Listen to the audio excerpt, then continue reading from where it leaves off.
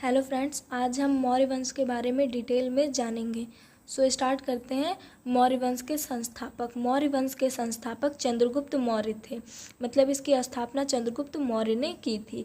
यह राजवंश 322 से 185 ईस्वी पूर्व प्राचीन भारत का एक महान राजवंश था।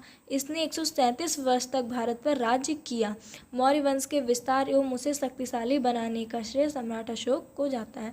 अभी हम सम्राट अशोक के बारे में भी डिटेल में पढ़ेंगे।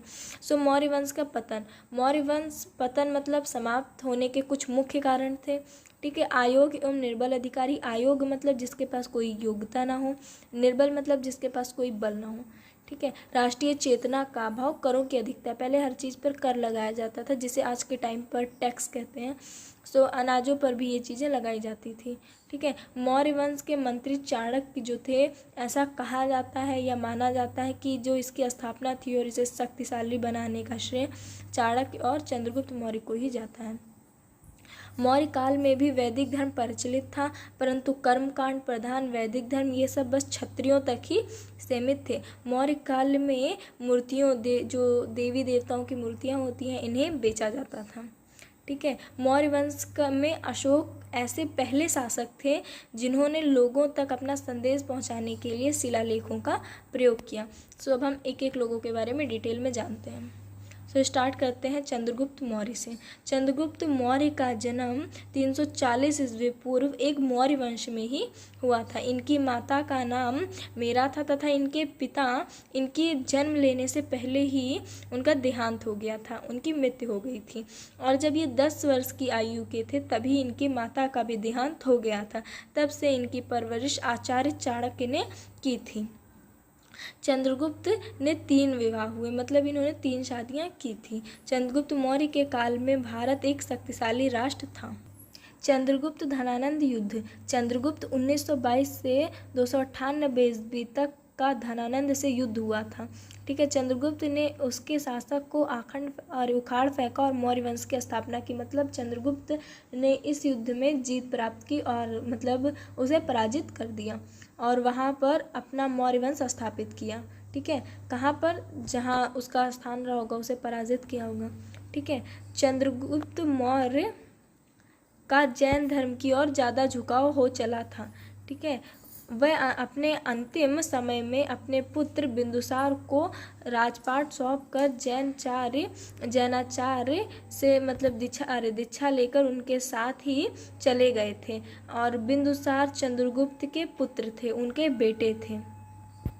ठीक है। चंद्रगिरी पहाड़ी पर काया कैलाश द्वारा 257 ईस्वी पूर्व अपने प्राण त्याग दिए थे। ओके। चंद्रगुप्त का नाम प्रचलित अभिलेखों और बाकी चीज़ों में मिलता है, जुड़ा हुआ है। चंद्रगुप्त काफ़ी प्रसिद्ध हैं। सो अब हम इनके पुत्र बिंदुसार के बारे में जान लेते हैं। बिंदुसार राजा बिंदुसार मौर्य साम्राज्य के द्वितीय शासक और मौर्य साम्राज्य के संस्थापक राजा चंद्रगुप्त मौर्य के पुत्र थे। ठीक है।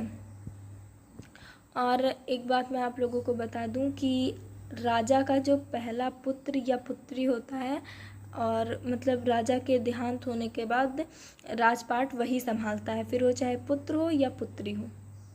सो अब हम आगे कंटिन्यू करते हैं। तो इन्होंने 257 ईस्वी पूर्व से लेकर 273 ईस्वी पूर्व तक 257 ईस्वी पूर्व से लेकर 273 ईस्वी पूर्व तक प्राचीन भारत पर राज किया। इनका जन्म 320 ईस्वी पूर्व हुआ था। बिंदुसार ने अपना साम्राज्य दक्षिण मौसूल तक बढ़ा लिया था। मतलब इन्होंने भी बहुत अच्छी तरह से अपना साम्राज्य, अपना राजपाट संभाला और इन्होंने देश के 16 राज्यों पर जीत हासिल कर ली थी। ठीक है। बहुत बड़ी बात है ये। सिर्फ एक राज्य इनके साम्राज्य से बाहर था, सिर्फ एकमात्र ऐसा साम्राज्य था जो इनके राज्य से बाहर था, बाकी सब पर इन्होंने अपनी जीत प्राप्त कर ली थी।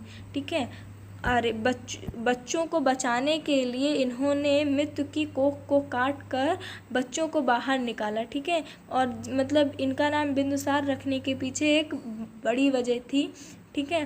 सो जब ये मतलब उन लोगों को जब इन्होंने उनकी कोख को काट कर जब बच्चों को निकाला था तो जो जहर की बूंदें थी वो इनके सर तक मतलब पहुंच चुकी थी।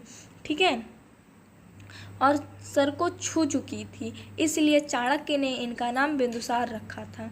इनकी मृत्यु 272 ईसा पूर्व में हुई थी। ठीक है, सो अब हम अशोक के बारे में जानते हैं।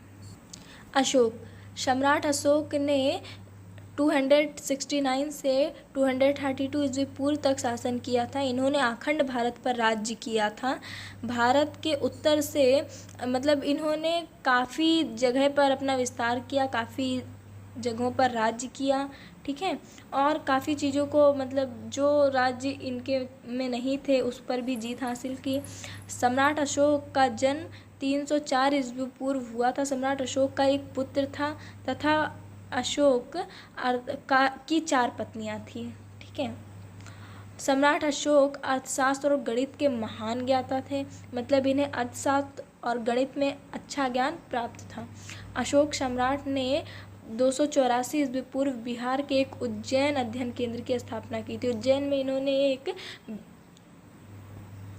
बिहार में एक उज्जैन अध्ययन केंद्र की इन्होंने स्थापना की थी।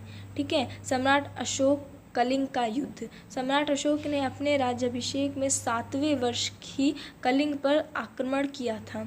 ठीक है, जिसमें बहुत खून खराबा हुआ। इस युद्ध में दोनों तरफ से करीब 1 लाख लोगों की मौत हुई थी। 1 लाख लोगों की मौत हुई थी, डैट मीन्स लगभग में 1 लाख रहे होंगे। इस घटना के बाद सम्राट अशोक का मन मानव और जीव के प्रति दया के भाव से भर गया। ठीक है, इस युद्ध के बाद उन्हें मानव के लिए दया वया का भाव आ गया।